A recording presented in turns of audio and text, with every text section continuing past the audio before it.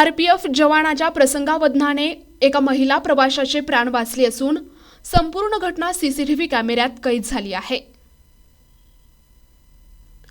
आज गोंदिया रेल्वे स्थानकावर फलाट क्रमांक 4 ट्रेन संख्या 12410 गोंडवाना एक्सप्रेस सकाळी 10:30 वाजता आली। यात एक महिला प्रवासी रेल्वेत चढण्याचा प्रयत्न करत होती।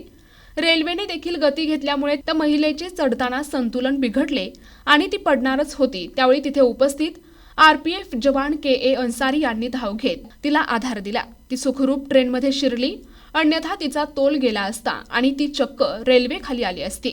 आरपीएफ जवानांनी दाखवलेल्या प्रसंगावधानाने मोठा अनर्थ टळलाय आणि महिला प्रवाशाचे प्राण वाचले आहेत।